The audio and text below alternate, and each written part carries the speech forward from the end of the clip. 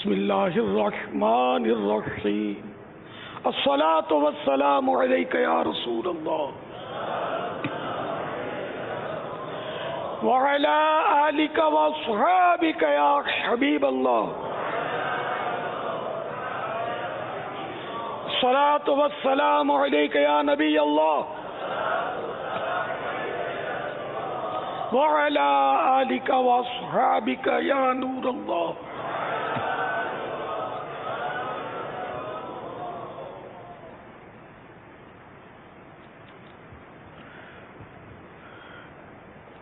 مکتبۃ المدینہ کا رسالہ ضیاء درود السلام، صفحہ نمبر 8 پر فرمان مصطفیٰ صلی اللہ تعالی علیہ وآلہ وسلم لکھا ہے، قیامت کے روز اللہ عز و جل کے عرش کے سوا کوئی سایہ نہ ہوگا. 3 شخص اللہ عز و جل کے عرش کے سائے میں ہوں گے. عرض کی گئی یا رسول اللہ صلی اللہ تعالی علیہ وآلہ وسلم وہ کون لوگ ہوں گے؟ ارشاد فرمایا، نمبر 1 وہ شخص جو میرے امتی کی پریشانی دور کرے. نمبر 2 میری سنت کو زندہ کرنے والا. نمبر 3 مجھ پر کثرت سے درود شریف پڑھنے والا. صلو علی الحبیب صلی اللہ تعالی علی محمد. اچھی اچھی نیتوں کے ساتھ مدنی مذاکرے میں شریک رہیں. 1437 ہجری کے شعبان المعظم کی 22ویں شب ہے اور غالباً مجلس اعتکاف کا آج ہے نا، مجلس اعتکاف کا مدنی مذاکرہ، اور اس میں ضمناً بہت سارے مدنی پھول ہوتے ہیں جو ہر ایک کے کام کے ہوتے ہیں، صرف معتکفین ہی کے نہیں ہوتے. آپ سوالات کیجئے، ہر سوال کا جواب وہ بھی ثواب دے پاؤں یہ ضروری نہیں. بند پڑا تو عرض کرنے کی کوشش کی جائے گی، بھول کرتا پائیں فوراً میری اصلاح فرمائیں. مجھے آئیں بائیں شائع کرتا اپنے موقف پر بلا وجہ اڑتا نہیں، شکریہ کے ساتھ رجوع کرتا پائیں گے. صلو علی الحبیب صلی اللہ تعالی علی محمد. جب حاضر ہوتا ہوں نا، جیسے کوئی بیان ہو رہا ہے تو اگر توجہ ہوتی ہے، توجہ نہیں ہوتی تو گڑبڑ ہو جاتی ہے. توجہ ہوتی ہے جیسے تلاوت ہو رہی ہے تو میں دور کہیں رک جاتا ہوں، ایسی جگہ پر کہ جہاں حاضرین کی نظر نہ پڑے، کیونکہ میں آؤں گا تو یہ سب لوگ کھڑے ہو جائیں گے، تلاوت والا تلاوت کر رہا ہوگا، اور جو سننے کے لیے حاضر ہوئے ہیں ان پر فرض عین ہوتا ہے کہ کان لگا کر وہ اس کو سنیں. اب بیان میں بھی میری کوشش ہوتی ہے، جیسے کوئی شرعی مسئلہ چل رہا ہے یا کوئی ایسا حکایت چل رہی ہے یا کوئی موضوع ایسا چل رہا ہے کہ ابھی ختم ہو جائے گا، تو میں رک جاتا ہوں تاکہ وہ موضوع پورا ہو لے، کہ ہاں کا نہ کا ہاں اگلوں کو سمجھ میں نہ آئے. اب میں اگر بھول جاتا ہوں تو پھر میں آ جاتا ہوں اور لوگ ہو جاتے ہیں کھڑے. بعض اوقات تو وہ ذکر و اذکار اور شروع ہو جاتے ہیں. اچھا، اس سے کیا ہوتا ہے کہ ایک تو بولنے والا یہ بیچارہ کنفیوز ہو جائے تو پہاڑ بھی ہل جائے گا، کنفیوز تو ہوگا نا آدمی، یہ سب نعرے لگانا شروع کر دیں گے. اچھا، اب قرآن و حدیث کا بیان کوئی عالم کر رہا ہو تو اس وقت تو جو حاضر ہیں ان کے لیے تو لازم ہے کہ وہ کان لگا کر سنیں، اور کوئی اس میں مجھے یہاں تک کہ ٹیک لگانے کی بھی اجازت نہیں ہے،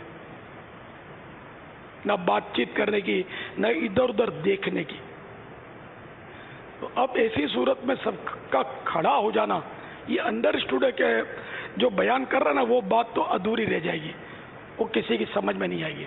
گو اس پر عرف ہی صحیح، عرف ہے اس پر کہ عالم صاحب بیان فرما رہے ہوتے ہیں، دوسرے عالم آتے تو نعرے لگتے، لیکن بہرحال میری سمجھ میں اب تک نہیں آیا یہ عرف.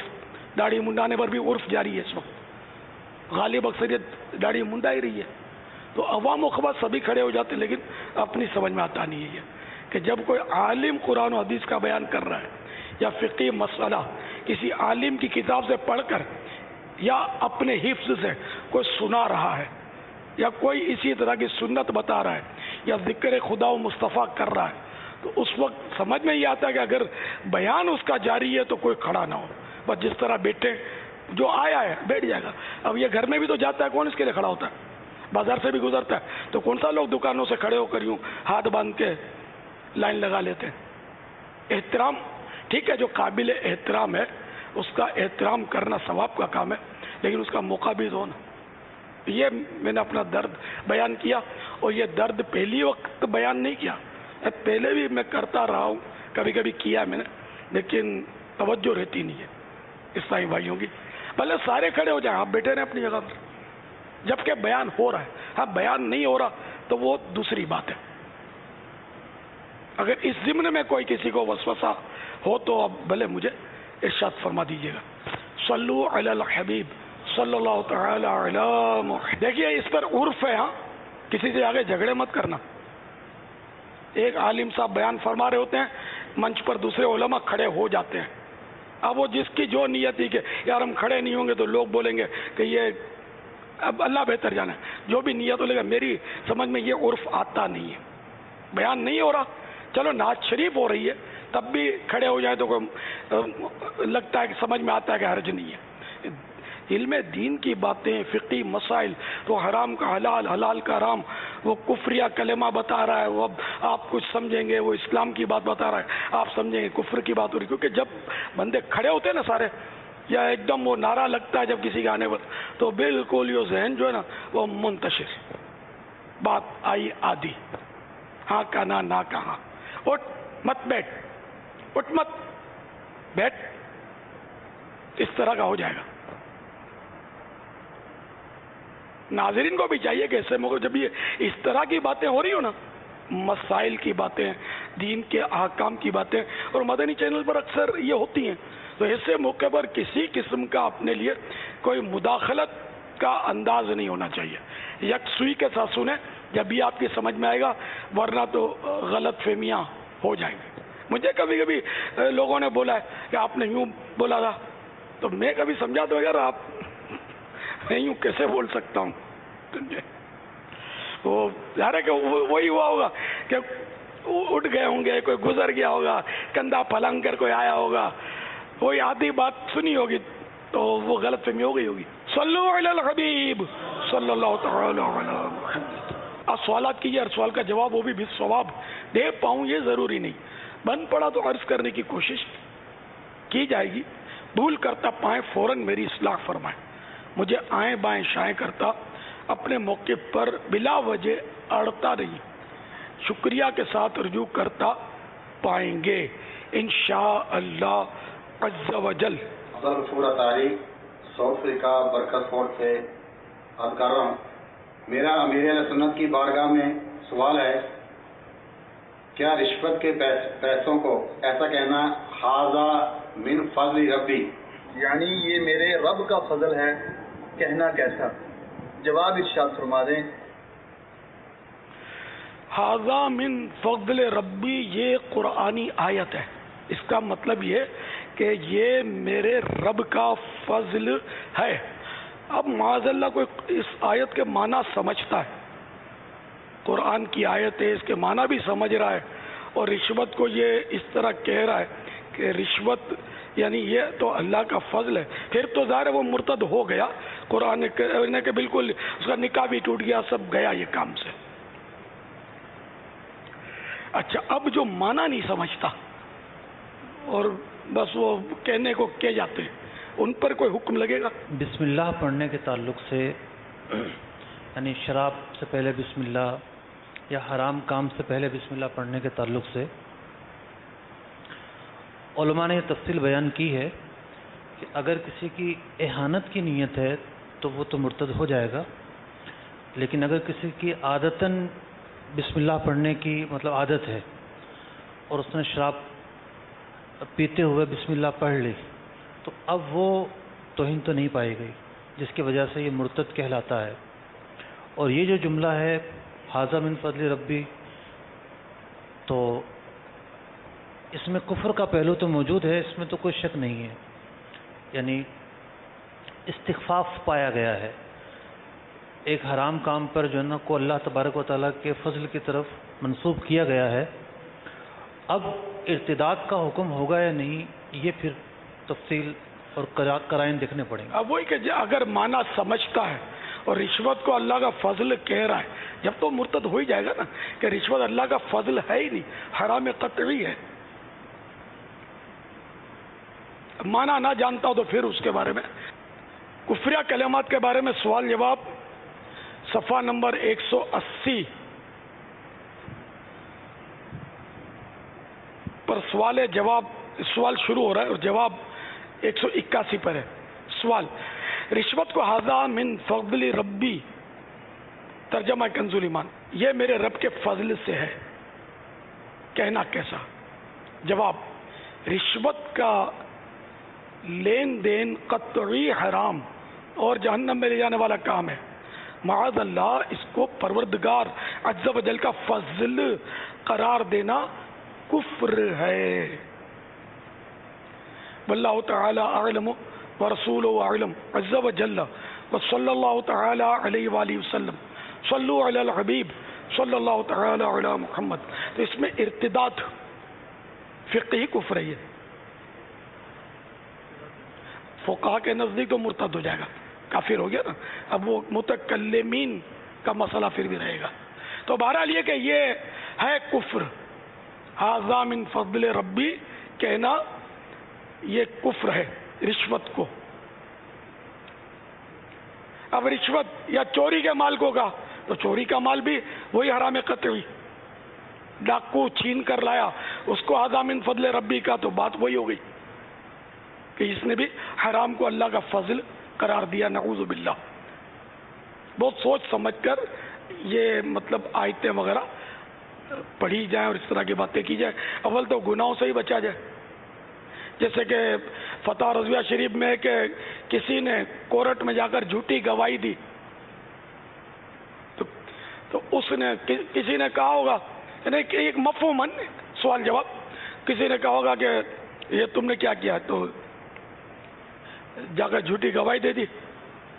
تو جس نے جھوٹی گواہی دی تھی اس نے کیا کہ میں نے یہ جھوٹ بولا تو کیا غلط کیا، سبھی تو جھوٹ بولتے ہیں، اس طرح کا وہ جواب دیا.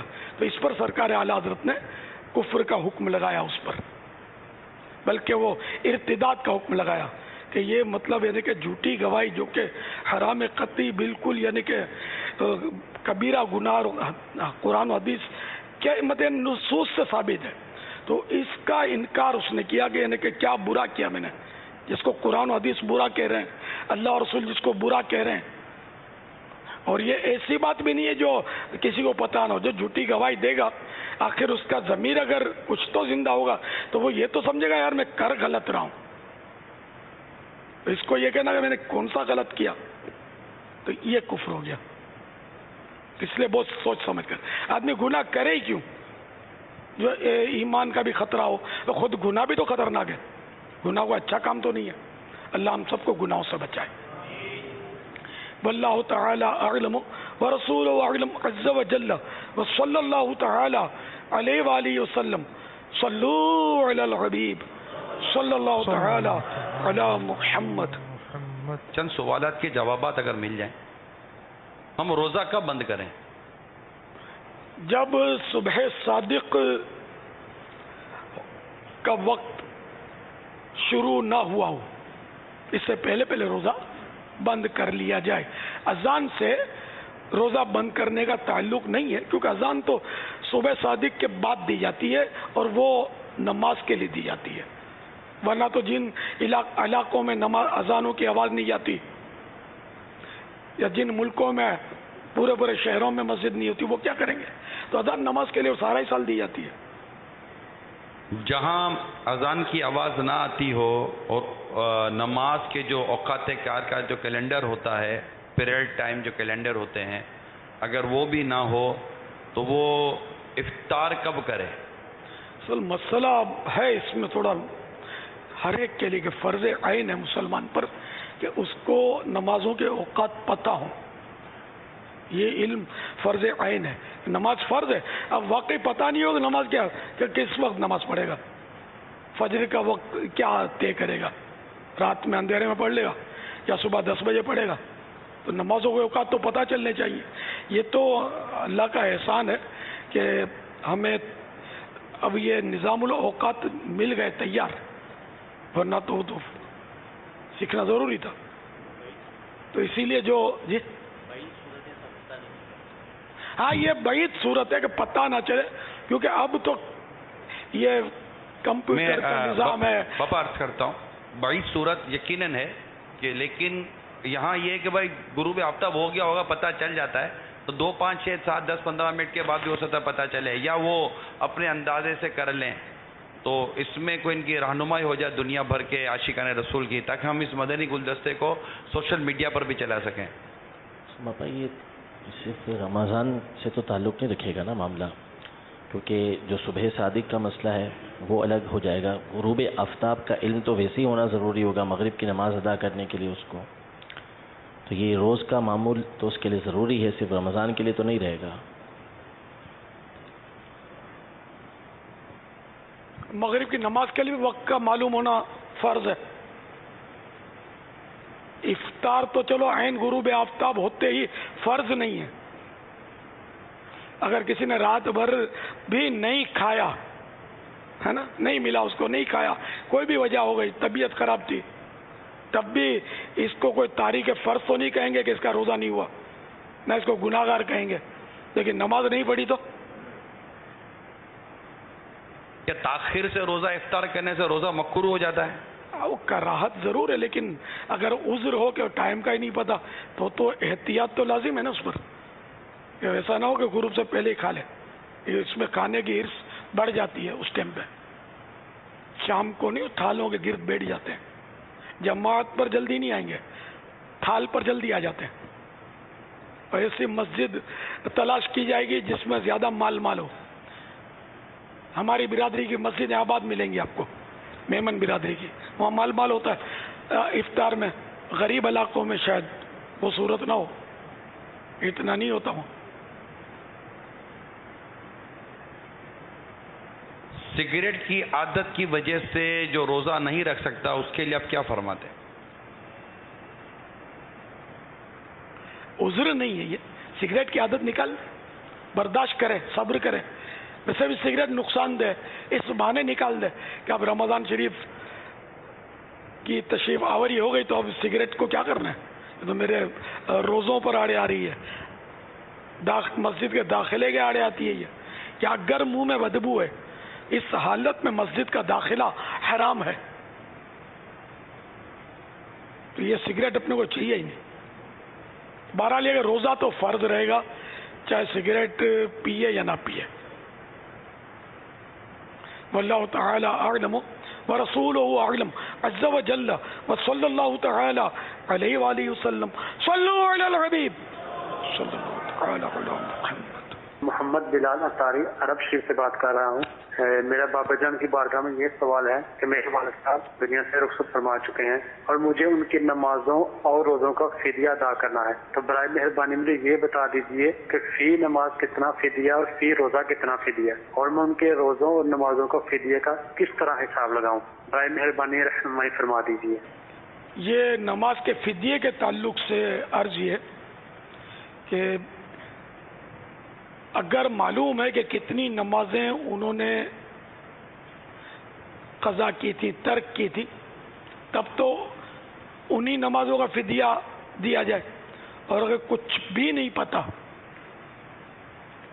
تو احتیاطاً مرد کا 12 سال کی عمر سے لگایا جائے, کہ 12 اور 15 کے درمیان کبھی بھی بالغ ہو جاتا ہے, اور لڑکی جو ہے 9 سے 15 کے درمیان ہوتی ہے بالغہ. تو لڑکی جو ہے ماں ہے اس کا 9 سال سے لگایا جائے, باپ ہے تو اس کا 12 سال سے. مگر یہ جو بھی 9 12 جتنے بھی یہ اسلامی اس میں نا اس کی ہجری سن سے ہوتا ہے, عیسوی سن کے دنوں میں فرق ہوتا ہے. 31 دن کا بھی تو ہوتا ہے نا, اور चांद के हिसाब से 30 या 29 दिन होते हैं। तो अब ये कि रोज की 20 रकातें बनेंगी, फर्जों और वित्र का फिदिया होगा।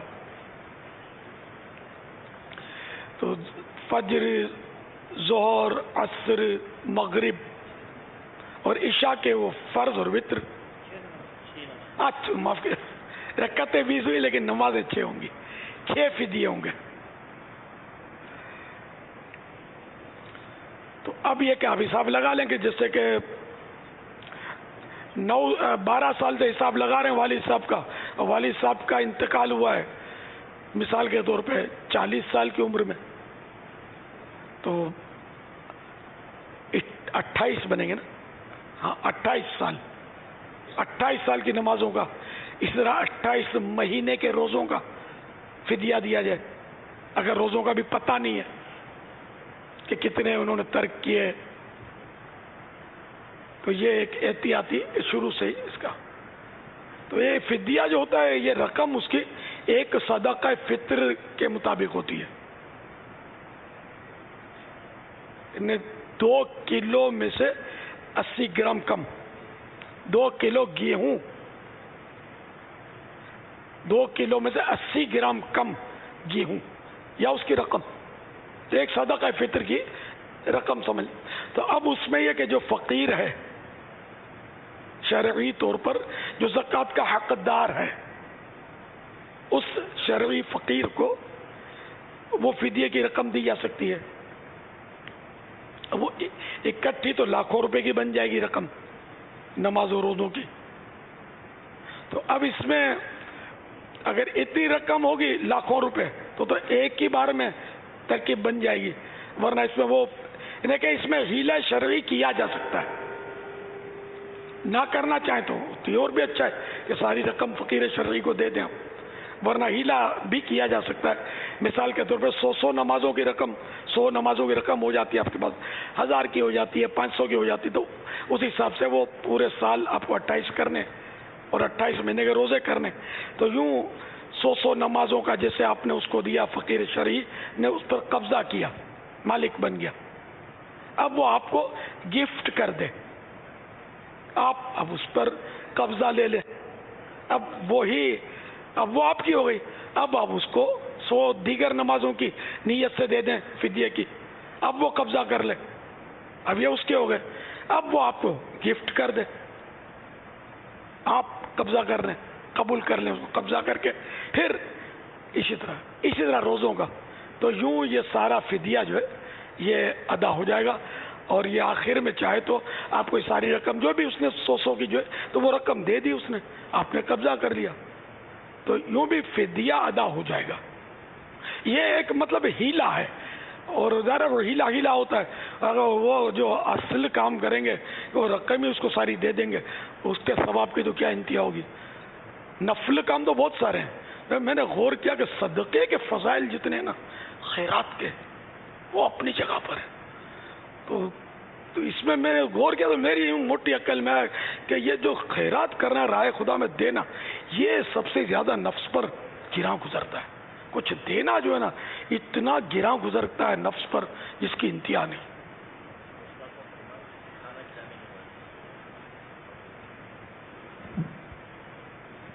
गौसे पाक रज़ी अल्लाह तआला का फरमान भी है कि अल्लाह तबारक व तआला का कुर्ब पाने के लिए मैंने सबसे जो बढ़कर ज़रिया देखा है वो खाना खिलाना है। सुभान अल्लाह, वाकई यही हमसे नहीं बन पड़ता। दिल ही नहीं करता कि किसी को हम 1 टक्का दें या किसी को 1 निवाला खिला दें, दिल ही नहीं होता। नफ्स पर बहुत गिरा है, सवाब बेशुमार है। हाँ, बाकी बोलोगे इतने दुरूद शरीफ पढ़ लो, हाँ भाई 100 दुरूद शरीफ पढ़ लो, रोकते हैं मदनी मुज़ाकरा, अभी टकाटक शुरू हो जाएगा। और अगर ये कह दिया जाए कि चलो मैं भेजता हूँ झोली, 10-10 रुपए डाल दो, तो कोई डालेगा ना, कोई नहीं डालेगा।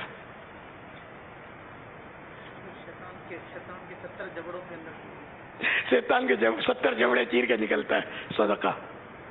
तो 10-10 रुपए देने के लिए बोले यार ये क्या इनको सूझी यार, अचानक 10-10 रुपए। और दुरूद शरीफ में बड़े आशिक रसूल हैं, बड़े आशिकान दुरूद व सलाम हैं, अचानक کیا جلوہ دیکھ لیا کہ آنکھیں بند کر کے بولتے سب 100 بار درود شریف پڑھو.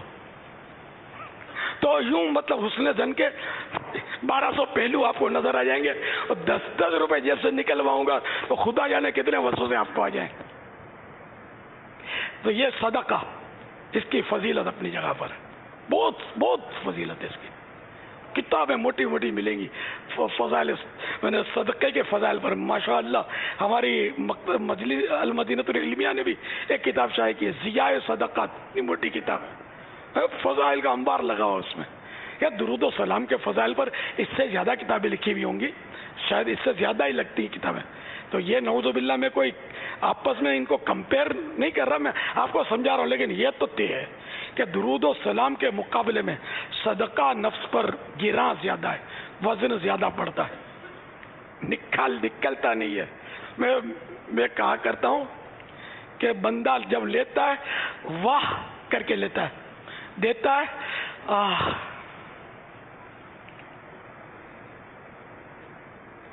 نہ زکات بھی دینی ہے تو آ کر کے زکات دیتے ہیں، دھکے کھلاتے ہیں، بارگیننگ کرتے ہیں، کیا کیا ستا کے دیتے ہیں زکات دینے والے بھی.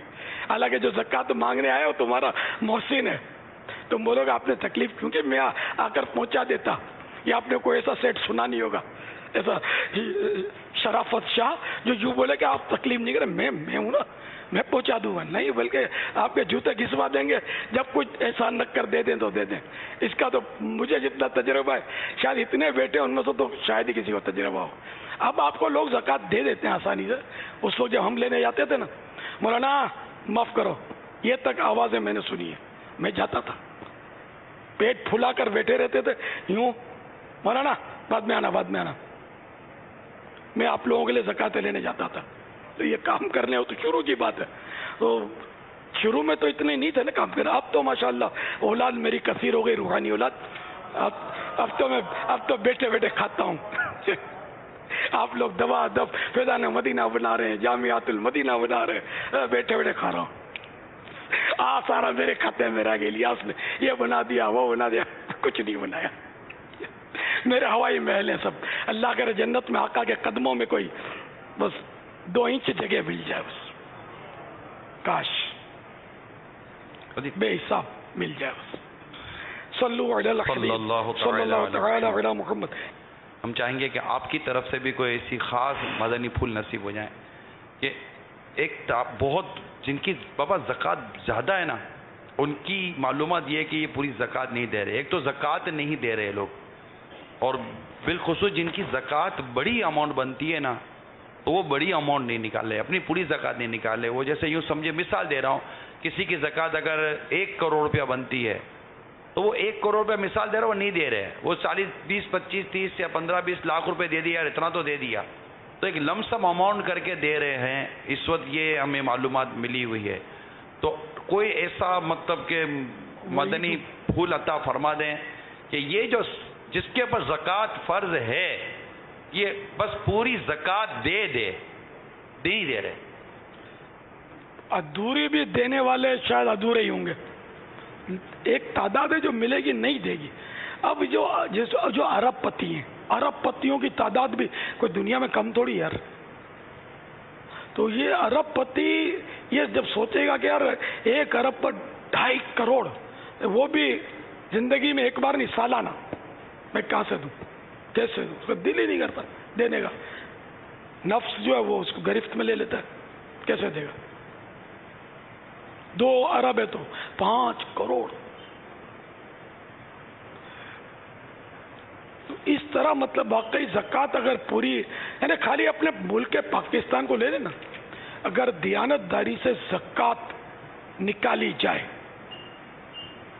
اور اس کے حقداروں تک پہنچے. حقداروں تک پہنچنا یہ بھی ایک تو مسئلہ ہے نا. اگر دیانت داری سے ملک پاکستان کے اغنیاء جن پر زکوٰۃ فرض ہے وہ زکوٰۃ نکالیں، اور فقراء جو حقیقت میں زکوٰۃ کے حقدار ہیں ان تک پہنچے، میرا یہ گمان غالب ہے کہ پاکستان سے غربت رخصت ہو جائے. لیکن زکوٰۃ نکالنے والے، ایک تو تعداد پوری نہیں ہے زکوٰۃ نکالنے والوں کی، دوسرے کہ زکوٰۃ اس کی صحیح جگہ پر جا نہیں رہی. اس کے لیے بہت سارے ایسے غلط ذرائع ہیں جہاں یہ زکوٰۃ چلی جاتی ہے، اور ان زکوٰۃ دینے والوں کو اتنا علم نہیں ہوتا کہ مجھے یہاں دینی چاہیے یا نہیں دینی چاہیے۔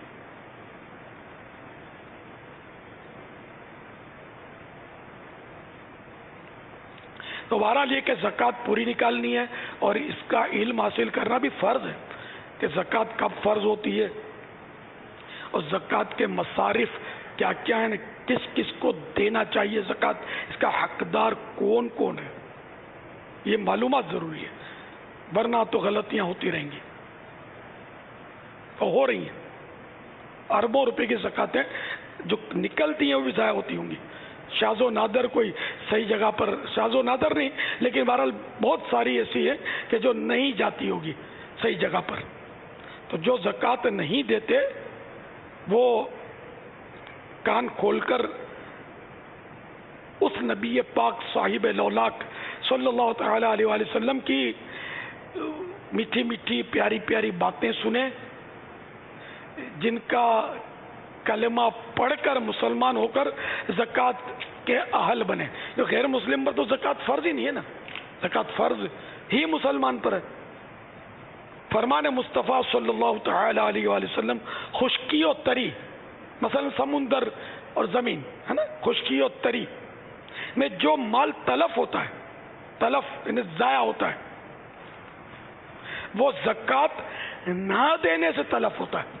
صحیحین یعنی بخاری و مسلم میں احنف بن قیس رضی اللہ تعالیٰ عنہ سے مروی، سیدنا ابو ذر رضی اللہ تعالیٰ عنہ نے فرمایا،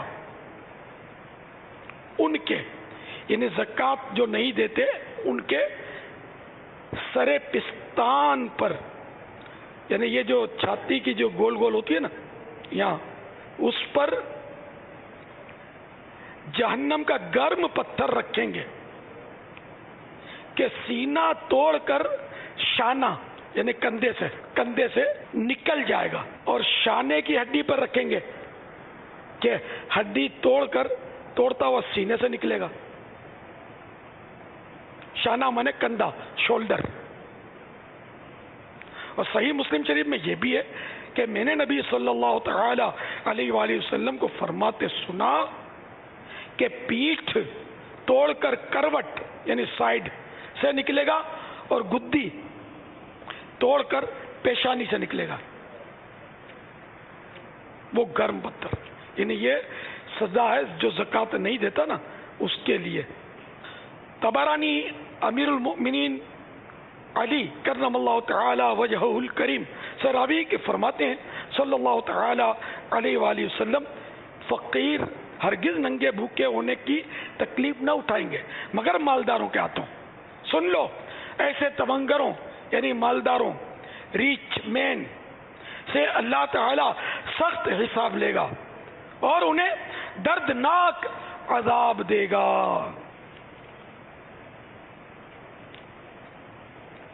دیکھیے اسلامی بہنیں اگر سن رہی ہیں تو وہ بھی سنیں، کیونکہ ان کا خیال ہوتا ہے کہ ان پر زکوٰۃ، ہم پر زکوٰۃ فرض نہیں، ہم کماتی نہیں ہیں۔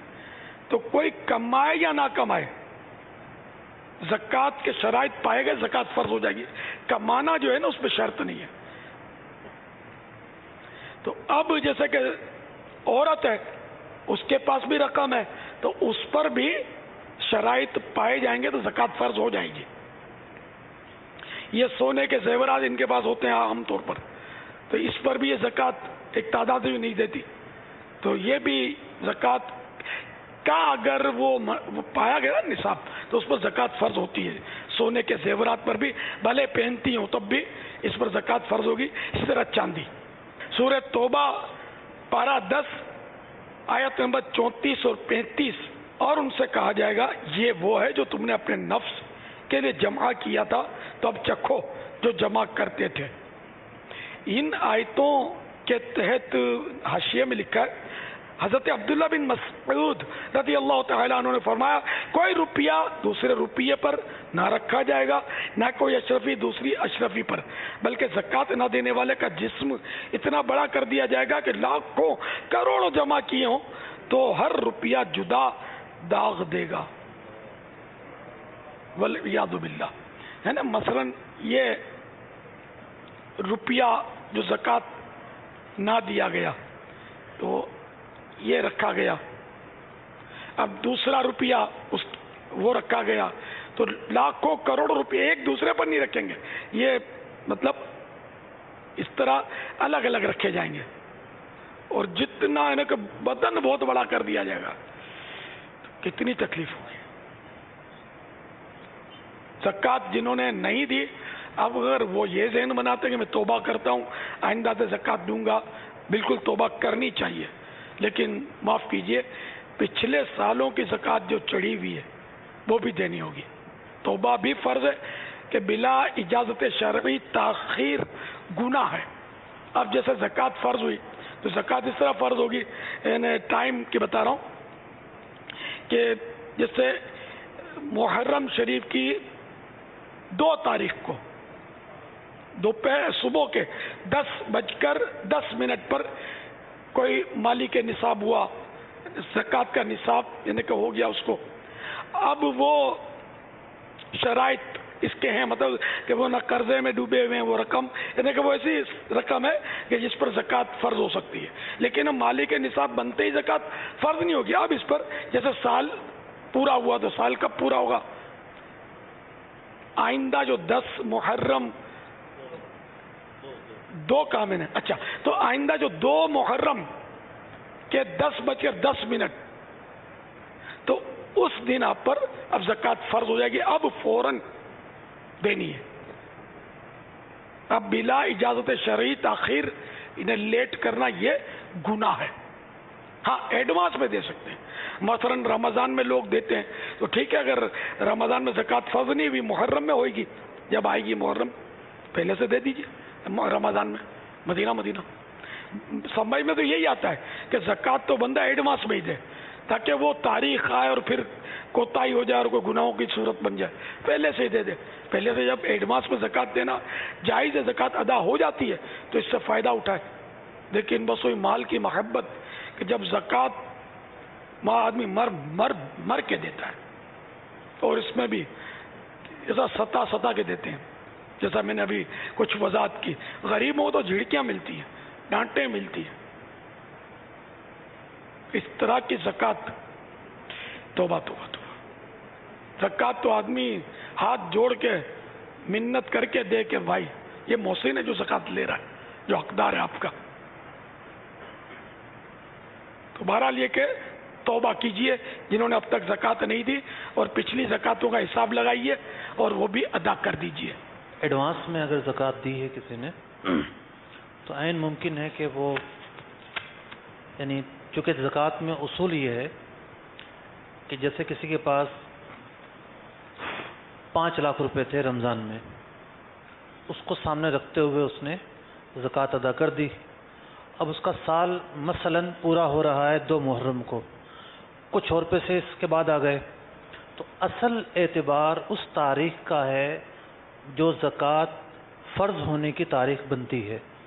तो यूँ अगर कोई एडवांस में निकाल देता है तो वो तारीख़ आने से पहले भी वो हिसाब लगाएगा, कहीं ये ना हो कि इसकी मिल्कियत में उस तारीख़ से पहले 1 दिन पहले 2 दिन पहले भी मुमकिन है कोई ऐसा माल आ गया हो जिस पर ज़कात फ़र्ज़ हो। सुभान अल्लाह, बिल्कुल बड़ा नफ़ा हो जाता है, बाज़ू का आइटम ऐसी होती है, या विरसा मिल गया, करोड़ों रुपए का विरसा मिल गया। बाज़ू का ये होता है कि जैसे रहने का फ्लैट था, उस पर ज़कात फ़र्ज़ नहीं थी, वो इसने बेच दिया, वो कैश की सूरत में आ गया, अब कैश पर ज़कात फ़र्ज़ है। हाँ, वो शामिल हो जाएगा निसाब, मदीना। वो ज़कात जैसे आप फरमा रहे थे 1 दिन फ़र्ज़ होती है, अब इतने साल हो गए हमें माल कमाते हुए, अब हम कैसे हिसाब लगाएं कि मुहर्रम की 2 तारीख थी या मुहर्रम की 10 तारीख थी जब हम पहली मरतबा साहिब निसाब हुए थे। देखें, इंसान को अपनी ज़ाती मालूमात के ताल्लुक़ से कुछ और याद हो या ना हो, पैसों का तो याद होता ही है कि पहली मरतबा कब पैसे आए, कब तनख्वाह मिलना शुरू हुई, पहला ज़रिया रोज़गार क्या था। तो यूँ हर इंसान ने अपनी हिस्ट्री पर गौर करना है और ज़न्ने गालिब के साथ एक इस्लामी तारीख़ का तयन करना हर उस मुसलमान पर फ़र्ज़ है जिस पर ज़कात फ़र्ज़ होती है, क्योंकि ज़कात के दर्जनों मसाइल اس تاریخ کے گرد گھومتے ہیں کہ جس تاریخ کو نصاب شروع ہونے کی ابتدا مانا جاتا ہے، تو ظن غالب کے ذریعے اس تاریخ کا تعین کرنا پڑے گا۔ زکوٰۃ کے احکام، یہ ہمارے مکتبۃ المدینہ نے کتاب شائع کی ہے جس میں دارالافتاء اہل سنت کے فتاوی جمع کیے گئے، یہ مکتبۃ المدینہ سے حاصل کریں ہدیۃً اور اس کو پڑھیں، انشاءاللہ یہ آپ کے لیٹسٹ بہت سارے مسائل کا جواب اس میں مل جائے گا۔ احکام زکوٰۃ، احکام زکوٰۃ یہ حاصل کر لیں۔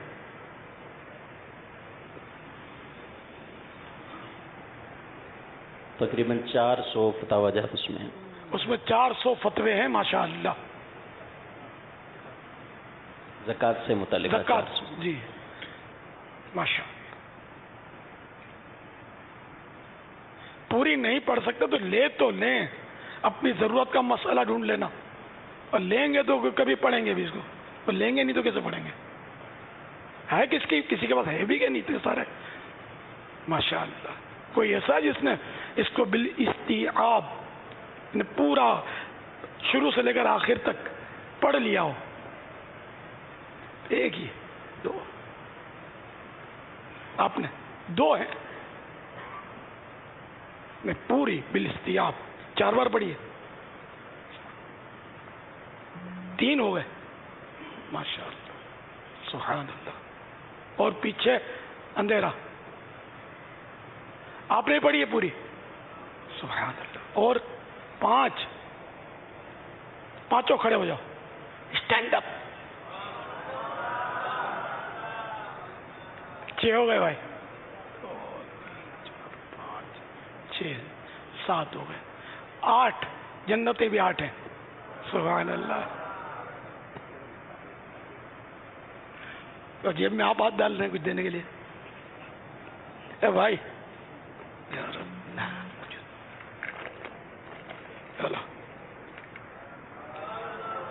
کوشش کر کے روزانہ 313 درود شریف بھی اگر پڑھ لیا کریں تو یہ تو صدقہ تو ہے نہیں جو اتنا زیادہ گراں گزرے۔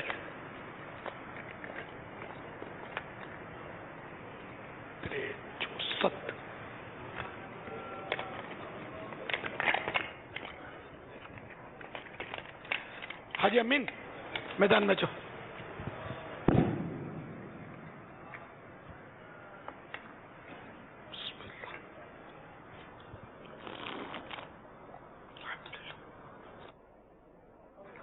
اب ہے کوئی نیت کرتا ہو پوری کب تک پوری پڑھ لیں گے؟ ہاتھ تو ماشاءاللہ بہت سارے اٹھاتے ہیں، تقسیم کروا دوں آپ کو، تقسیم کروا دوں یا خریدیں گے؟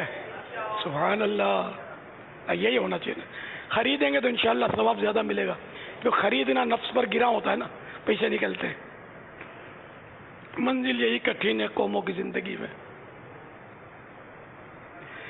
ماشاءاللہ۔ ابھی تو پتہ نہیں دکان بند ہوگی، شاید کل لے لیجیے گا۔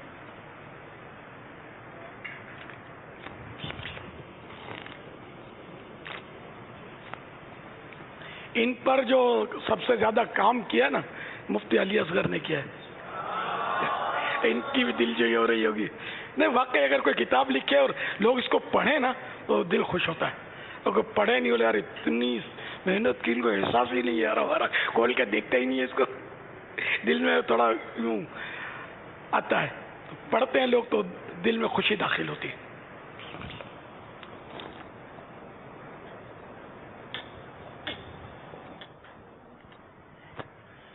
بابا انشاءاللہ العزیز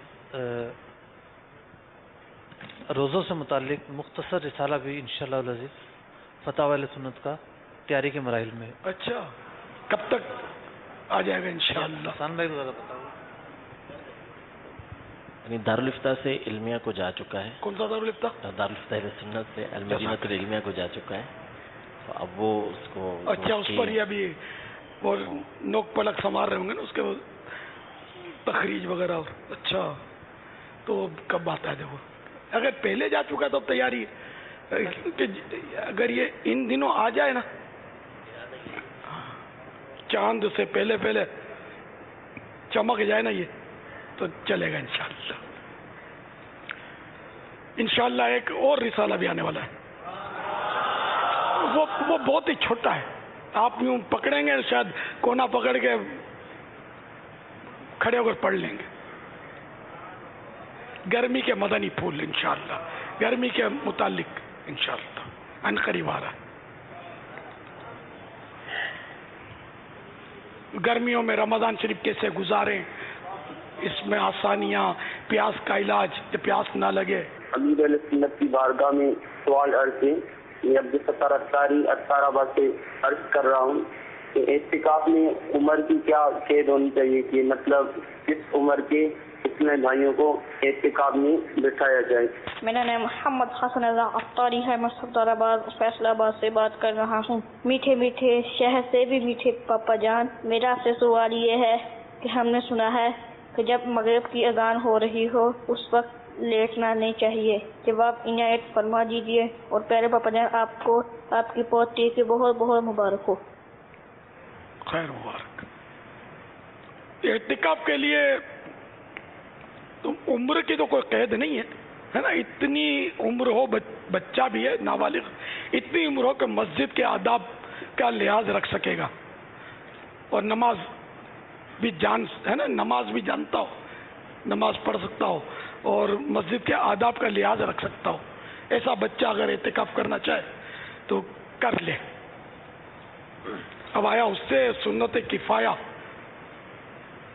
کہ اس پر سنت تو وہ اس میں شامل تو نہیں ہوگا نا، سنت موقدہ علی الکفایہ میں ہے یا نہیں شامل؟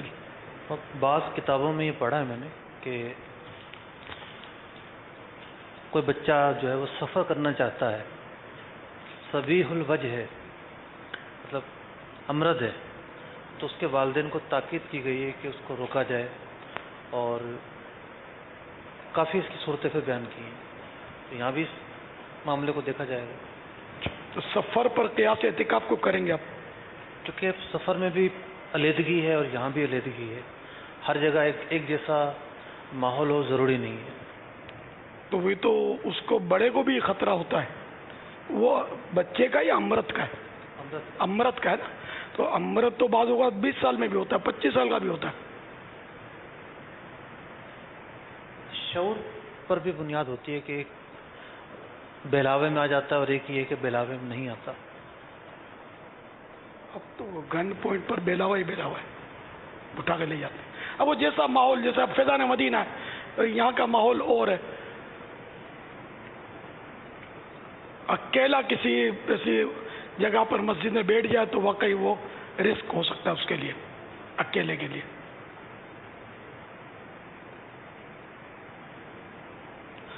مغرب کا کیا فرماتے ہیں؟ مغرب کا نہیں ہے، وہ عصر اور مغرب کے درمیان سونا یہ منع ہے کہ اگر عقل چلی جائے تو اپنے آپ کو ملامت کرے کہ یعنی سویا کیوں، کہ سونے سے عقل چلی جانے کا خوف ہے، پاگل ہو جانے کا خوف ہے نا، جنون کا یہ عقل چلی جانے کا لکھا ہے، عقل چلی جانے کا، تو جب عقل چلی جائے گی تو پاگل ہو جائے گا۔ جبکہ مغرب کے بعد عشاء چلی جانے کا خوف نہیں تو بالغان کے لیے ہوگا نا، تو یہ عصر اور مغرب کے درمیان بالغ نابالغ سب کے لیے، ان کا کوئی ٹائمنگ ہی نہیں ہوتا۔ وہ جو سوال کیا گیا ہے جی جی، اس کا ایک اور پس منظر ہے کہ اذان جب بھی ہوتی ہے تو ایک بات عوام میں اچھی رائج ہے کہ کہا جاتا ہے کہ بھی اٹھ کے کھڑے ہو جاؤ، مطلب لیٹے نہ رہو، تو اس میں تعظیم کا پہلو بھی ہے، اور چونکہ اذان کا جو اصل جواب ہے وہ جواب بالاقدام ہے، یعنی بندہ اٹھ کے مسجد کی طرف جائے، تو یوں ان معنی میں اگر کوئی یہ کہتا ہے کہ اذان کے وقت لیٹے نہ رہا کرو تو اس کی مراد یہ ہو سکتی ہے کہ بیٹھ کر زبان سے اذان کا جواب دیا جائے اور غور سے سنا جائے۔ ظاہر بات ہے ایک آدمی پاؤں پر پھیلائے ہوئے جواب دے گا تو نامناسب ہے، تو یوں یہ بات عمدہ معلوم ہوتی ہے۔ اگر مطلب یہ نیتیں ہوں پھر تو کیا بات ہے، عوام میں ہے ویسے مغرب کی اذان کے بتی سے پہلے جلا دیں گے ساری بتیاں یا روشنیاں، تو کوئی مغرب کی اذان پر سونے کے تعلق سے واقعی آپ نے جو فرمایا اگر یہ نیتیں پھر تو سبحان اللہ. دن کے ابتدائی حصے میں سونا، یہ بہار شریعت 3 جلد صفحہ 436. دن کے ابتدائی حصے میں سونا یا مغرب و عشاء کے درمیان میں سونا مکروہ ہے. مکروہ تنزیہ تیری مکروہ تنزیہ ناپسندیدہ ہے. واللہ تعالی اعلم ورسولہ اعلم عز و جل و صلی اللہ تعالی علیہ وآلہ وسلم. صلو علی الحبیب.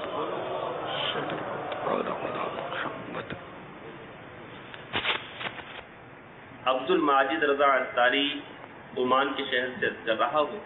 یہ ارشاد فرمائیے، رمضان المبارک میں کثیر تعداد میں جس طرح مسلمان مساجد کے قریب آتے ہیں، اسی طرح ایک تعداد اعتکاف بھی کرتی ہے. ہمیں ایسے کیا اقدامات کرنے چاہیے جو نماز اور مسجد کے قریب آئے وہ پکا نمازی بن جائے؟ یہ حقیقت ہے کہ رمضان شریف میں نیکیوں کا ذہن بن جاتا ہے بہت سارے مسلمانوں کا. تو ایسی صورت میں لوگ نمازوں کی طرف آتے ہیں، مسجدیں آباد ہو جاتی ہیں. تو جو ہمارے اسلامی بھائی ہیں، مبلغین ہیں، ان کو زیادہ اس معاملے میں ایکٹیو ہو جانا چاہیے کہ جو نئے نئے نمازی رمضانوں میں آتے ہیں ان سے ملیں جلیں، انہیں ہفتہ وار سنتوں پر اجتماع میں لائیں، انفرادی کوشش کریں، درسوں میں بٹھائیں، فیضان سنت کے مدنی قافلوں کا ذہن بنائیں، اعتکاف کا ذہن بنائیں. اب تو ماشاءاللہ دنیا کے کئی ممالک میں اپنے اعتکاف بھی باقاعدہ ترکیب کے ساتھ ہوتے ہیں، تو وہاں آنے کا ذہن دیں، اعتکاف کرنے کا ذہن دیں. اعتکاف کرنے کے لیے وہ تیار نہیں ہے تو اس کے فارغ اوقات گزارنے کا ذہن دیں کہ کچھ نہ کچھ وہ وقت معتکفین کے ساتھ، عاشقان رسول کے ساتھ وہ گزار لیں. تو اس طرح اگر رمضان المبارک میں کوشش کی جائے تو انشاءاللہ کئی اسلامی بھائی ہمیں نئے نئے ملیں گے جو مستقل نمازی بن جائیں، ہو سکتا ہے دعوت اسلامی کے مبلغ بن جائیں. واللہ تعالی اعلم ورسولہ اعلم عز و جل وصلی اللہ تعالی علیہ وآلہ وسلم. صلو علی الحبیب صلی اللہ تعالی علی محمد. السلام علیکم ورحمۃ اللہ وبرکاتہ. وعلیکم السلام ورحمۃ اللہ وبرکاتہ. امیر اہل سنت سے میرا یہ ایک سوال ہے کہ دعوت اسلامی کے اعتکاف میں سیکھنے سکھانے کا ایک طویل جدول ہوتا ہے، تو اس مشقت والی روٹین پر ہم کیسے چل سکتے ہیں؟ اس حوالے سے ہمیں کچھ مدنی پھول عنایت فرمائیں. بالخصوص مکمل تراویح ہم خشوع اور خضوع کے ساتھ پڑھ پائیں. ہمارا اعتکاف بہت آسان ہوتا ہے اگر کوئی سمجھے تو یقین مانے. میں نے جو معتکفین کے حالات پڑھے جو ہمارے اسلاف کرتے تھے، اعتکاف تو وہی ہوتا تھا. اب تو اے سی لگے ہوئے ہیں، پنکھے چل رہے ہیں، تیار مال کھانے کو مل رہا ہے. ایک ایک رات میں پورا قرآن ختم کرتا، کوئی دن رات میں ملا کے قرآن ختم کرتا، کوئی ایک رات میں 2 ختم کرتا. وہ ہوتے اور قرآن کریم کی تلاوت ہوتی. خود پیارے آقا صلی اللہ تعالی علیہ وآلہ وسلم جس طرح اعتکاف کرتے اور جس قدر عبادت فرماتے تھے وہ بس قابل رشک رشک کر سکتے. تو یقین مانے اعتکاف تو یہ کرنے والے کر گئے، اب مزارات میں مزے لے رہے ہیں. ہمارا اعتکاف تو یوں گزر جاتا ہے، تو اتنی رونق اور یہ مطلب مفت میں کھانا مل رہا ہے، مفت میں پینا مل رہا ہے، خدمتیں ہو رہی ہیں، بیمار ہم پڑیں اور دوا مفت ملے، کلینک مفت، بیڈ مفت. بیمار ہو جائیں تو سو جانے، اگر پوچھیں طبیعت ہماری، عیادت کریں، کیا کوئی کام تو نہیں، کوئی خدمت. اتنا مطلب یعنی کہ پیارا ماحول. اگر اس کو آپ مشقت کا نام دیتے ہیں تو ٹھیک ہے، آپ کی مرضی ہے. اور مجھے تو اس میں راحت زیادہ نظر آ رہی ہے. کیونکہ جو نازک طبیعت کا ہوتا ہے نا وہ تو احتکاف کرے گا بھی نہیں نا کہ یار یہ اس میں کیا کروں گا. اور جو مطلب ان جگہوں پر جن کو آرام ملتا ہے, نیندیں آ جاتی ہے, اسی طرح کے لوگ کریں گے. ورنہ ایسا نازک مزاج آدمی جب حج پر بھی جاتا ہوگا تو آزمائش میں آتا ہوگا. مینا شریف کی مشقت ہے, اب تو وہاں بھی سہولتیں بڑھ گئی ہیں. ورنہ مینا شریف میں جو لو کی حاضری ہوتی تھی اور جو مطلب آئے سال یعنی حج میں آگ لگتی ہے تو کبھی بگدڑ مچتی ہے تو اتنے کچل جاتے ہیں, لاشوں کے انبار مطلب میں نے دیکھے. اب تو بہت سہولت ہو گئی. حج بھی اب تو کہ وی آئی پی بنتا جا رہا ہوں کہیں تو انداز مطلب. تو وہ جتنی سہولتیں بڑھتی جا رہی ہیں, یہ میری موٹی عقل کی بات کر رہا ہوں کہ جتنی سہولتیں بڑھتی جا رہی ہیں اتنی روحانیت جو ہے نا وہ مائنس ہوتی جا رہی ہے. میں نے جو اندازہ لگایا ہے, کیونکہ جس طرح کے حاجیوں کے واقعات بزرگوں کے ملتے ہیں نا, حج کے ان کے سفر کے انداز, ان کی رقتیں, ان کے سوز و گداز, اب وہ سب بس کتابوں میں ہے, اب وہ مشاہدہ نہیں ہے. اب تو افراتفری, چینا جھپٹی اور گالی گلوچ, دھکم پیل, اور مطلب دھکم پیل تو چلو بھیڑ میں ہو جاتی ہے, مطلب دل آزاریاں, اور جو میں نے ماحول دیکھے کہ الامان والا فیس, کچھ پتہ ہی نہیں ہوتا. بس وہ حج کرنے کے لیے بیچارے آ جاتے ہیں, کچھ بھی نہیں پتہ ہوتا, بالکل بازاری انداز ہوتے ہیں. ایک تعداد کے سب تو ایسے نہیں ہوتے ظاہر ہے. تو اس طرح کا اب جو ماحول بن گیا ہے, اب پبلک بڑھ گئی, سہولتیں بڑھ گئیں, پیسے بڑھ گئے. پہلے غربت تھی تو جو پیسہ جوڑ کے حج کرے گا نا, بڑی مشکل سے رو دھو کے پہنچے گا اس کے حج میں. اور ایک اربوپتی آدمی ہے, فون کیا ویزا ٹیبل پر آ گیا, سیٹ اپنی مرضی کی, سمجھے, مل گئی اس کو بزنس کلاس کی. اب وہ پھر سے اڑ گیا اور سہولیات والی ہوٹل میں اس نے قیام کیا. ادھر کی تو اب میں اس لیے میں وہ ڈر رہا ہوں بولتے ہر چیز وہاں کی تو نعمت ہے بہرحال. تو اس طرح وہ اس نے پھر وہاں وی آئی پی خیمے بھی ملتے ہیں حج کے لیے 5 دن, وہ مشقت کے ہوتے, اس میں بھی خیمے ملتے ہیں وی آئی پی خیمے جو رقم ہوتے, تو وہ اس طرح کر کے وہ آ جاتے ہیں. چلو وہ بھی حج ہے, لیکن ذرا وہ روحانیت کہاں سے ملے گی جب نہ علم ہوگا, نہ ایسے روحانی شخصیات کی یا باعمل علماء کی ہمیں صحبتیں ملیں گی. کچھ بھی نہیں ہوگا تو پھر کیا ہوگا؟ پھر وہ بہت سارے دم چڑھا کے پہنچ جاتے ہیں واپس. ہاں اتنے دم پہ دم چڑھتے ہیں وہاں, پتہ ہی نہیں ہوتا لوگوں کو, مسائل ہی نہیں پتہ ہوتے. اللہ معاف کرے گا کر کے بیچارے وہ لگے ہوئے ہوتے ہیں. تو اسی طرح اعتکاف بھی اب ایسے ہی ہو گیا ہے. ہمارا جو اعتکاف ہوتا ہے نا, اس میں مشقت ہونی چاہیے تو پتہ چلے. جیسے روزہ, امام غزالی علیہ رحمۃ اللہ الوالی نے جو سارا دن روزہ رکھ کے سویا پڑے نا, اس کو منع کیا کہ روزے کا پتہ کیا چلے گا. روزے کا تو پتہ جب ہی چلے گا, بجلی چلی گئی, زبان پیاس سے لٹک رہی ہے باہر, بھوک سے بل پڑ رہے ہیں, تو پتہ چلے گا کہ روزہ ہے.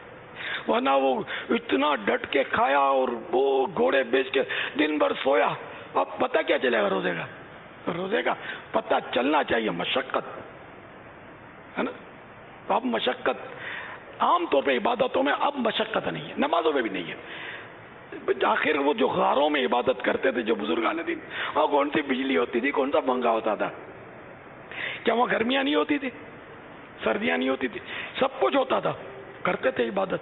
درندے اور پرندے اور چرندے, سانپ بچھو, کیا ان کو نہیں مطلب آزماتے ہوں گے؟ کتنے حضرات اس میں سانپ کے ڈسنے سے شہید ہو جاتے ہوں گے. جی ہاں, جس کو سانپ ڈس لے, زہر چڑھ گیا, وفات ہو گئی, وہ شہید ہے. درندے چیر پھاڑ کے پورا کر دیتے ہوں گے. کتنے بزرگان دین کے ایسے ہوتے ہوں گے, کرتے تھے عبادت اپنے طور پر. وہ خود کو یعنی قصدن خطرے میں ڈالنے کی اجازت نہیں ہے شرعن, لیکن وہ حضرات عبادت کرتے ہوں گے اور ان کو یوں ہوتا ہوگا کچھ نہیں ہوگا اور اچانک ہو جاتا ہوگا. اس طرح کی حکایتیں بھی ملتی ہیں کہ بعضوں کا جیسا ہوتا ہے. تو یہ مشقت کرنے والے کر گئے, کمائی کرنے والے کر گئے، ہم ان کی کمائیاں کھانے کو مشقت سمجھ بیٹھے ہیں، ہے نہیں، ان کے مقابلے میں کچھ بھی نہیں ہے اب مشقت۔ اب تو علم حاصل کرنا بھی آسان، اب تو مطلب مدارس کا انداز دیکھیں، پہلے کی جو تھوڑا بہت مطالعہ رکھتے ہیں ان کو پتا ہوتا ہے کہ پہلے طلبہ کیا کرتے تھے، کیسے وہ علم دین حاصل کرتے تھے فاقے کر کر کے۔ تو اس طرح کی وی آئی پی سہولتیں تھوڑی ہوتی تھی کہ وہ ٹائم پر کھانا مل جائے۔ اب ٹائم پر کھانا دو تو بولیں گے میں بڑے کا گوشت نہیں کھاتا ہوں، جب دیکھو بڑے کا گوشت میں چھوٹا کھاتا ہوں، میں مرچیں کم کھاتا ہوں، یہ مرچیں ڈال دیتے ہیں، میرے کو یہاں کی روٹی نہیں چلتی، جب دیکھو چاول، ہم تو چپاتی کھاتے ہیں۔ اب ہزار نخرے کرتے ہیں، مال مفت دل بحرم پھر کس کا نام ہے؟ حالانکہ مناسب کھلایا جاتا ہے، مدارس میں مفت کھلایا جاتا ہے، پھر بھی نخرے کرتے ہیں۔ اب مشقتیں عبادتوں کی وہ کرنے والے کر گئے، کتابوں میں رہ گئی، اب مشقتیں دیکھا جائے تو نہیں ہے۔ ہمارا نفس جو ہے نا وہ بس وہ نازک ہو گیا، اس لیے اس کو مشقت لگتی ہے نا۔ فجر کی نماز مشقت ہے نا سردیوں میں، تو گرم پانی بھی تو ہے، اس دور میں گرم پانی کہاں ہوتا تھا؟ کبھی کے دور میں، یعنی یہاں تک کہ میرے پیارے آقا صلی اللہ تعالی علیہ وسلم کا ایک دور ایسا گزرا کہ آپ کے مکان عالی شان عرش نشان میں چراغ نہیں ہوتا تھا، رات کو چراغ نہیں ہوتا تھا، اور ہم بجلی فیل ہو جائے تو بجلی کے آفس توڑ ڈالتے ہیں، ہنگامے کرتے ہیں، احتجاج کرتے ہیں، اور گالیاں گلوچ مار کٹائے تہمتیں کیا کیا لوگ کرتے ہیں، وہ چراغ ہی نہیں تھا، تو پنکھے کا کون سا تصور ہے؟ غار ہیرا میں کون سا مطلب لالٹین لے کر تشریف لے جاتے تھے؟ ہم نے تو نہیں پڑھا لالٹین لے کر، یا کوئی بیٹری کا پنکھا لے کر تشریف لے جاتے تھے غار ہیرا میں، وہاں بھی تو دن رات گزارے نا میرے آقا صلی اللہ تعالی علیہ وآلہ وسلم۔ تو مشقتیں تو انہوں نے کی، ہم نے کون سی مشقتیں کی ہیں یار؟ ہم تو مشقتوں کی خالی حکایتیں سنتے ہیں اور واہ واہ کرتے ہیں، سبحان اللہ کہتے ہیں، اور اگر کوئی انداز اچھا ہو تو نعرہ لگاتے ہیں۔ یہی ہے، ہم نے اپنے اوپر کچھ بھی نہیں لینا ہے، تو مشقتیں نہیں ہیں، اعتکاف کرو یار، آسان ہو گیا اب تو، کھاؤ پیو جان بناؤ، اعتکاف کرو، میں کھانے پینے کے لیے نہیں، کچھ اللہ کی رضا پانے کے لیے اعتکاف کرو۔ واللہ تعالی اعلم ورسولہ اعلم عز وجل وصلی اللہ تعالی علیہ وآلہ وسلم۔ صلو علی الحبیب۔ السلام علیکم ورحمۃ اللہ وبرکاتہ۔ وعلیکم السلام ورحمۃ اللہ وبرکاتہ۔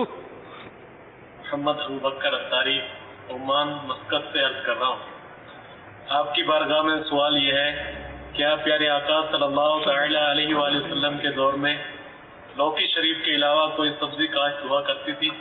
جواب ارشاد فرمائیں۔ حدیث پاک میں چقندر کا بھی تذکرہ ملتا ہے، چقندر کا ملتا ہے، اور دیگر سبزیوں کے نام یاد پڑتے ہوں، ہوتی تو ہوں گی، ادر شوڈ ہے کہ ایک ہی سبزی ہو، یہ تو بہت مشکل ہے۔ اب چقندر کا حدیث پاک میں تذکرہ ہے۔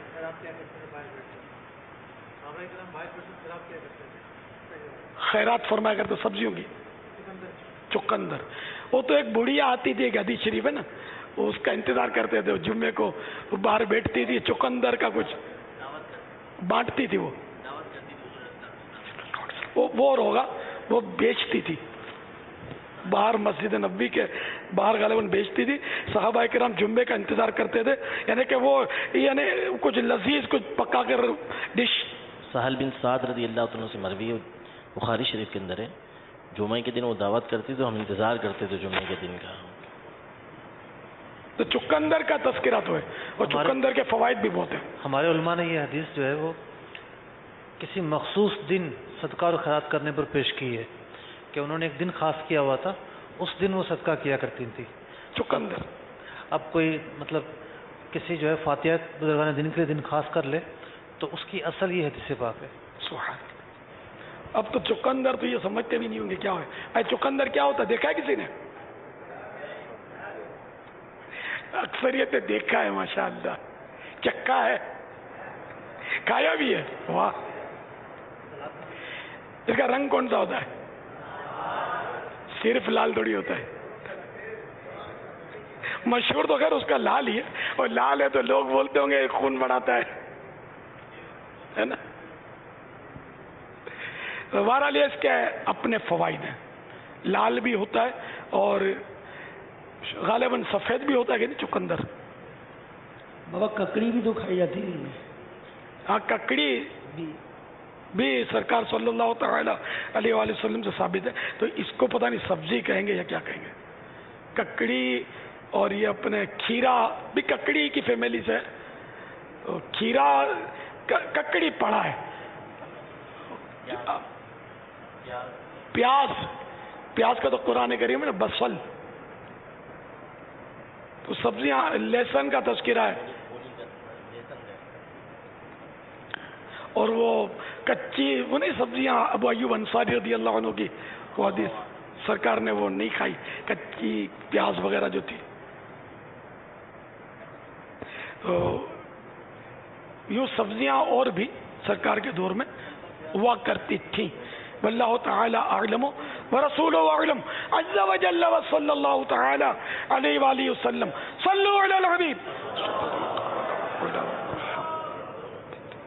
چقندر. سبحان اللہ. اعتکاف میں یار ایک بار تو چقندر ہونا چاہیے یار. سبحان اللہ. یعنی کہ میٹھا گوشت کھائیں گے نہیں یار. یہ چلو بچت ہو جائے گی بہت تکلیفن جائیں گے کیا کھائیں گے نہیں تو ہوا کھائیں گے. چلو ہوا کھا لینا. ہاں سلاد میں استعمال ہوتا ہے. سالن بھی بنتا ہے اس کا. اس کو ابال کر بھی کھایا جا سکتا ہے. مگر اس بیچارے کو بھی بالکل اس کی، حالانکہ اس کا چھلکا ہے کہاں، پھر بھی اس کو چھیلتے ہیں.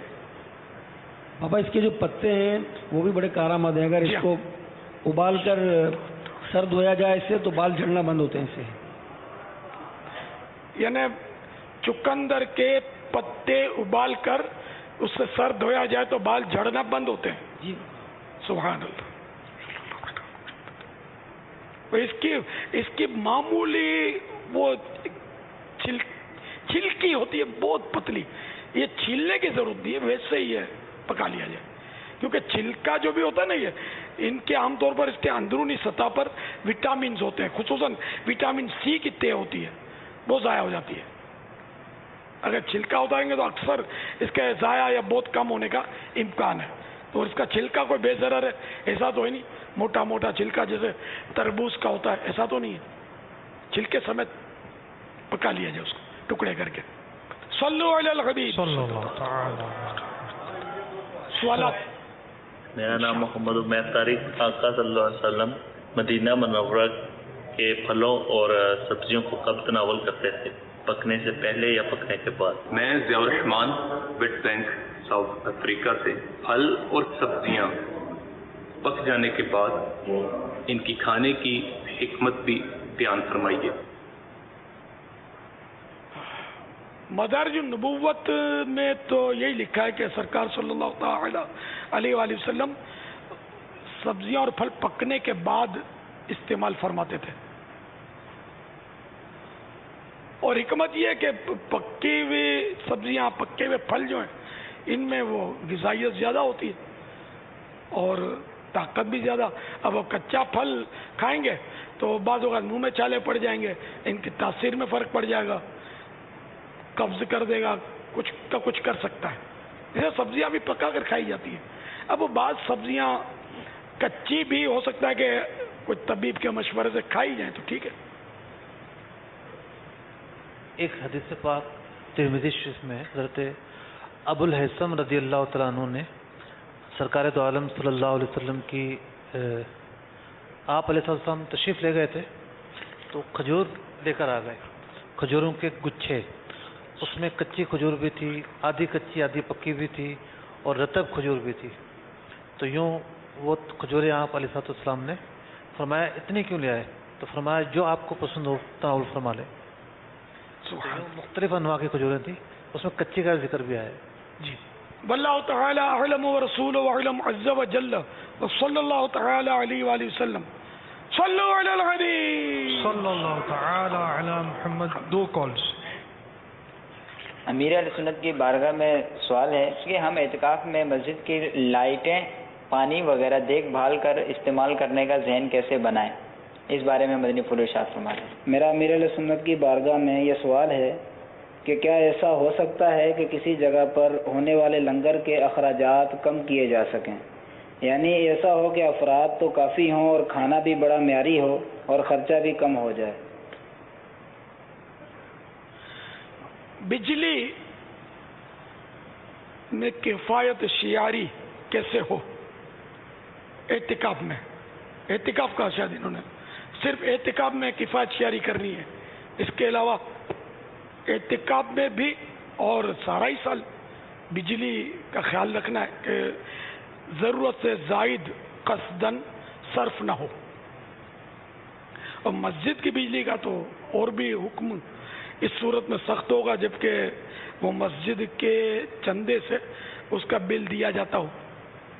اور اگر کوئی ایک فرد بھی دیتا ہے تو جب تک وہ کوئی مخصوص اجازتیں نہ دیں وہ بجلی بھی اپنے عرف سے ہٹ کر استعمال نہیں کی جا سکتی. لیکن اب یہاں اس دور تو ایسا نازک ہے کہ تقریباً ہر جگہ بجلی جو ہے وہ زائد استعمال ہوتی ہے، ضرورت سے زائد. کیا مسجد اور کیا گھر، کیا دکان. تو جتنی ضرورت ہے، مثال کے طور پر اگر 100 بلب کی ضرورت ہے تو بے شک 100 استعمال کرے، اور اگر بالکل بھی ضرورت نہیں ہے تو ایک بلب بھی کیوں استعمال ہو، کہ یہ ایک بلب بھی استعمال کرنا یہ اجازت نہیں ملے گی اس کی. جیسے اب دن کا وقت ہے، سورج بھی نکل آیا اور گھر کے اندر کوئی اندھیرے کا سبب بھی نہیں ہے، خواہ ایک بلب جل رہا ہے تو وہ غلط کہ نہ اس سے کوئی ایسی روشنی پیدا ہو رہی ہے جس سے کوئی مطالعہ کرنا ہے اور وہ آسان ہو جائے گا. کچھ بھی نہیں، خواہ جل رہا ہے. یہ گھر کے دروازوں کے باہر بعض لوگ بتی جلا کر رکھتے ہیں راہگیروں کے لیے، اچھی بات ہے، لیکن یہ صبح کو 10 11 بجے تک وہ جل رہی ہوتی ہے. اب یہ 10 11 بجے تک یہ جو جل رہی ہے یہ سیدھی اسراف ہے، کیونکہ اس میں فائدہ ہی نہیں ہے نا کچھ، نہ اس سے کوئی روشنی. اگر روشنی ہوتی بھی تو راہگیروں کو اس کی حاجت نہیں ہے. وہ بہت بڑا سورج روشن ہوا پڑا ہے، اب کیا ضرورت ہے. تو اس طرح مطلب احتیاطیں کی جائیں. اس طرح مسجدوں کی بتیاں، غیر ضروری بتیاں بہت جل رہی ہوتی ہیں. کئی بتیاں کتنی دیر پہلے سے پنکھے چلا دیے جاتے ہیں، بس جیسے ہی اذان ہوتی ہے، یہ شاید مؤذن یا خادم کو آرڈر ہوتا ہوگا، فوراً وہ ٹک ٹک ٹک ٹک ٹک کر کے سارے پنکھے روشن کر دے گا. اگر وہ مغرب ہے تو وہ اذان سے کچھ دیر پہلے بتیاں چلا دے گا، پنکھے چلا دے گا. حاجت جتنی بتیوں کی حاجت ہے، جب حاجت ہے وہ روشن کی جائیں، جتنے پنکھوں کی ضرورت ہے اتنے پنکھے چلائے جائیں. اب وہ اندازہ ہوتا ہے کہ کس نماز میں کتنے لوگ ہوتے ہیں. فجر میں بعض جگہ، اکثر جگہ تھوڑے ہوتے ہیں، ہے نا. عشاء میں کچھ زیادہ ہو جاتے ہیں. تو اسی حساب سے پنکھوں کی تعداد ہو، اسی طرح بتیوں کی تعداد ہو. تو اب اگر ہم یہ کریں گے نا تو ضرورت سے زائد تو پھر گناہ میں پڑیں گے. اعلیٰ حضرت نے تو باقاعدہ حساب لگایا رکھا ہے اس کا فتح رضویہ میں کہ مکان میں، کس طرح کے مکان میں کتنی بتیوں کی ضرورت ہے، پھر اس سے زائد. اب اس کی مثال دی اعلیٰ حضرت نے کہ ایک کمرہ ہے، کمرے کو بلا وجہ بند کر دیا تو اندھیرا ہوا، اب اس کے لیے بلب روشن کیا، یہ اسراف ہے. بلا وجہ بند کیا کمرہ کہ چلو یار بتی جلا لیں گے.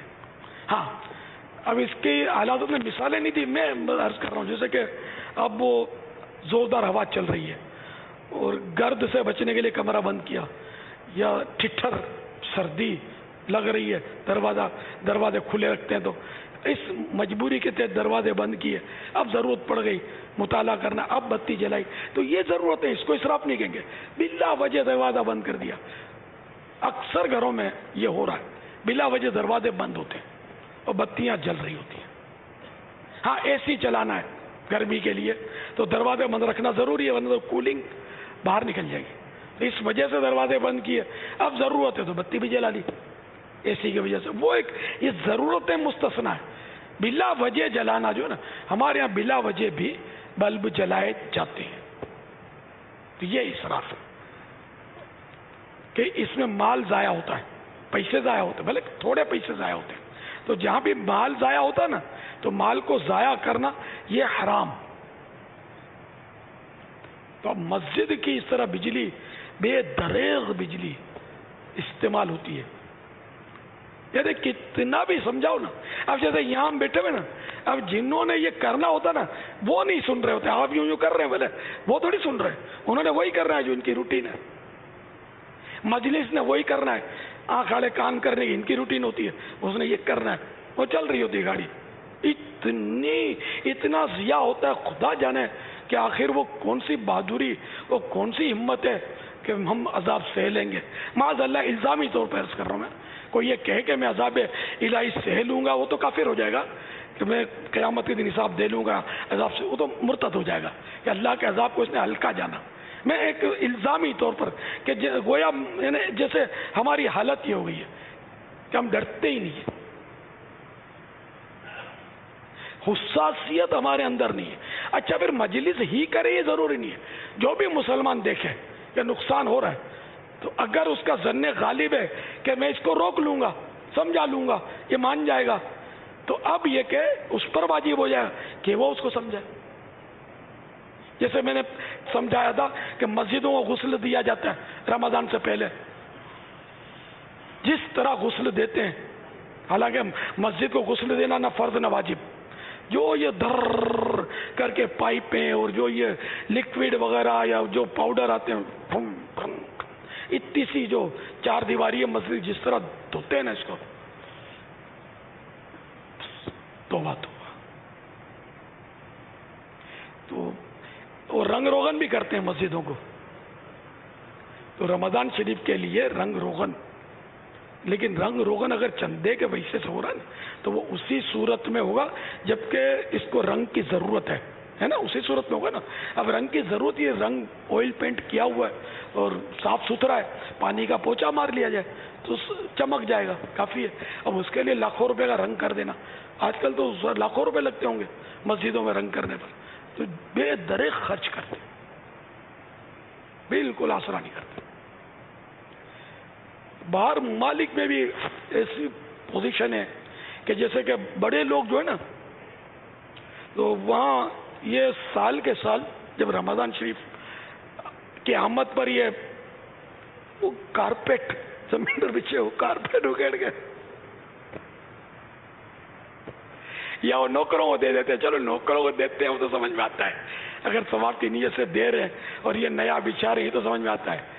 پھینک بھی دیتے ہوں گے, میں نے تو ویسے سے دیکھے ہیں وہ خزانے پھینکے ہوئے کہ ہمارا اگر کوئی پرانا سامان بیچنے والے ہوتے ہیں نا, کباڑی, یہ اگر پہلی بار جائے تو بے ہوش ہو کر گر جائے. اتنی رقم کا مال پھینکا ہوا ہوتا ہے. برتن پھینک دیتے ہیں, کپڑے پھینک دیتے ہیں, کھانے کی چیزیں پھینک دیتے ہیں. سیب آپ کو پھینکے ہوئے ملیں گے, فریش ٹماٹر پھینکے ہوئے ملیں گے. وہ جو کچرا کنڈی کا ڈبہ جو ہوتا ہے نا, وہ بھی بڑا فریش ہوتا ہے. ہماری تو رندی نہیں چلتی وہاں, نان ہے, تو اس میں وہ ڈالتے ہیں. تو اس طرح کی چیزیں یہ باہر رکھ دیتے ہیں, یا کوئی چاہے تو اٹھا کر لے جائے. بعض لوگ اس کو باہر رکھ بعد اندر بھی ڈال دیتے ہوں گے, تو بہت چیزیں پھینک دیتے ہیں. یہ لمبے لمبے آپ توپ پہنتے ہیں نا, پھینک دیتے ہیں. آپ جیسے موٹا ہے, اس نے وزن کم کیا, اب اس کے ڈھیلا پڑ گیا, تو وہاں جا کے پھینک دینا ہے. نیا سلوایا, اب عید کے دن آ رہے ہیں, نیا سلوایا, پرانے پھینک دیے. بہت پھینکتے, پیسہ بہت ہے تو پھینکتے. یعنی کہ یوں میں کیوں کہ تو غلط نہیں ہے, کروڑوں روپے کا سامان پھینک دیا جاتا ہے ہمارے حساب سے, پاکستانی حساب سے کروڑوں روپے کا. وہاں ہے نظام اس طرح کا, جو چاہے لے جائے اس کو. اللہ خیر کرے بس یار. اسراف وہ سمجھتے نہیں کہ جو چیز استعمال ہو سکتی ہے. حدیث پاک میں تو صراحت ہے کہ کپڑے کو اس وقت تک پرانا مت سمجھو جب میں اس میں پیوند نہ لگا لوں. آئے کوئی پیوند والا اس دور میں تو پہنے گا تو لوگ کیا کیا باتیں کریں گے اس کو. لیکن یہ کہ اب وہ پتہ نہیں اس دور میں پیوند والا کوئی معزز آدمی پہنے نہیں پہنے، تنفیر عوام کا باعث بنے یا کیا. نمایاں جگہ پر پیوند لگا ہو اس کے تو لوگ تو باتیں کریں گے.